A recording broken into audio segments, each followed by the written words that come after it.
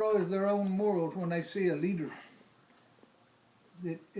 When his morals get corrupt, the people under him get corrupt also. And so that's what they saw Bill Hawkins. His morals were corrupt. You know, it's funny you say that. He's actually got a character education program that he didn't write it, but he puts his name on it. He had some of the people write it, and they in the work, you know, and he stuck his name on it like it's his work, and he puts it in all. He tries to get it in the prisons and in the public schools because it's non-sectarian. There's nothing about Yahweh in it. It's just based on character principles like don't steal, be respectful, be responsible. Everything opposite of what he really is, but yet the people there that practice this, I mean, I've dealt with them firsthand, and their character towards someone like me, who they would consider a fall away, is just what you just described. You know, they're not. You know, they have put on the character of Bill Hawkins. That's right.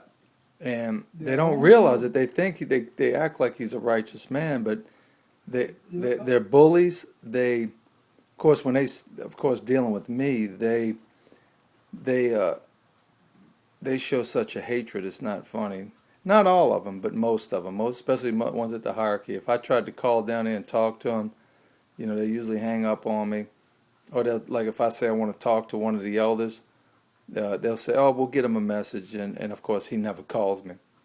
And that's the same thing Bill does. Like when he kicked me out after basically 23 years of being there, I didn't even get a phone call from him. Haven't to this day. Nor has he returned any calls to me. So they repeat that same kind of, you know, character and. Well, I wouldn't want nothing to do with him. I guarantee you that. When he got up and told everybody he was one of the two witnesses, I said, man, now that's the straw that broke the camel's back. But I already know that you're a professional liar already. Because I tried to get him not to believe that false doctrine, you know, which says the two witnesses are laying in the street for 3.5 years, is what he put in his Bible. Did you notice that? Yep. And the King James is 3.5 days. Yeah. Well, it's 3.5 days because they're having a party all that time. At the end of that party, they cry of sudden destruction. You know, like it says in 1 Thessalonians 5th chapter. You know, that's what'll happen. Right. Well, that's the United States of America is the one that rises up out of the bottomless pit. That's the USA. But see, the prophet had to write about a nation that was rising up out of nowhere. And the best way to describe that's the bottomless pit. So that's the United States. Because at that time it didn't exist, see. And so the prophet had talked about a nation that was coming out of nowhere. Well, even Jacob, I've got a letter from Jacob that he wrote to his sister Nancy. I don't know who she is, but it just says Sister Nancy. And he said Bill is all messed up on prophecy. And that was in 86. So I don't know if back when you knew him, was he trying to teach prophecy or preach prophecy, or had he written any books? Because they got the Mark of the Beast. When I came there in 87, there were several books called Mark of the Beast, Volume 1 and 2, Lost Faith of the Apostles. Did they have anything like that? No, he did all that after I left. Yeah, because you left early, you know, well, 82. Shoot, he didn't. April in 82. Yeah. And I've never been back, but no, we were sitting in his living room there in Clyde one night. The first time I discovered that he believed in the two witnesses was going to be in 3.5 years dead, and then laying in the street for 3.5 years, and they wouldn't let their bodies be put in the grave for 3.5 years. Yeah, that's what I told him right there. I said, look, them people having a party all the time. The two witnesses are dead. And nobody could stand a 3.5 year party. Well, not only that, who lets a body lay around for 3.5 years? Even, I mean, they killed Gaddafi, Saddam Hussein, all these people. I mean, what are they gonna do? It'd be a skeleton first of all. People would probably, you know, go and pick some parts off and want them as souvenirs, or maybe go over there and destroy them because, you know, if they hated them. I just want you to see And just imagine just how far off this guy got. That right there, this shows you that he. What I don't know what that shows, but he's something missing up here. Anybody that would be that dumb to come up with an idea like that, it would be 3.5 years laying in the street. Nobody would let him. Nobody would touch him for 3.5 years, and they lay in the streets in Jerusalem that long. Yeah. And he actually put it in his Bible that way. Well, when his brother died, the theory the two witnesses basically should have been thrown in the garbage, and he got up. He should have got there and said he made a big mistake.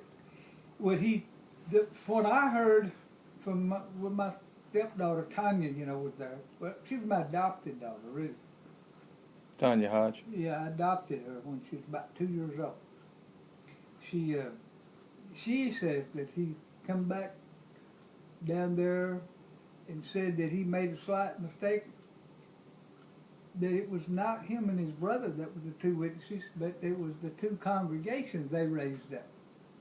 They were the two witnesses. He did write that it was the seed that would carry on the work. I don't know. And that may be the only thing he ever got right, because it may be those of us who have left the house, which would be the seed that is going to carry that work on from, because I don't see his work living on. I think it's going to, just like Yeshua, Well, I ain't to written inform about. everybody. That guy would have never accepted Yahweh or Yahshua, either one, if it hadn't been for me, because I wouldn't leave him alone. I sat up there for, took me, I don't know how many years, but going up about once a month, talking to him, and they lived in Cross Plains, Texas for a while. Then they lived in, when they moved to Abilene, well, then, we still went up there about once a month. And I also bring him back out there to the country where I live, and knew a lot of the farmers, and would take and train the dogs that he had, hunt coons and stuff. And I was in good with some of the ranchers and farmers, and they would they'd let him hunt the dogs in there because I asked them, because I knew them. See? But eventually he accepted Yahweh and Yahshua. But for the longest time he kept on hanging in there with that Jesus and Lord and God thing. And he finally changed. Well, that had to be when he accepted that, probably late 70s, because he didn't establish the corporate house of Yahweh till around 81. It was the late 70s. And I know his But brother. I want you to know that it was all during, best I can tell,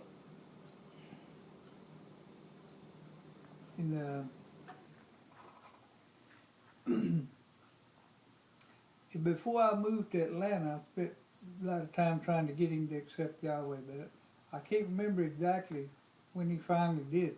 I don't remember exactly. Yeah, I think when he wrote that, it was his brother who told him, and he acted like he was always dealing with his brother and working with him, and he was writing him in Israel, and they were writing each other, trying to build up this two-witness theory, No, Bill, J.G. never did want nothing to do with Bill. Not anything. He didn't like him, and Tex hated him, and Tex and J.G. were real close. They were really good, close brothers. But Tex hated Bill, obviously, because he found him in the bed with his wife, and that really hurt Tex really bad. You knew Tex personally, right? Oh yeah, I worked with him for a long time. We worked together as leather cutters, and we rode together all the way from Cisco to Brownwood, Texas, every day. We always went in my car 100% of the time, because for one thing, I couldn't stand to ride with nobody else. I still can't to this day.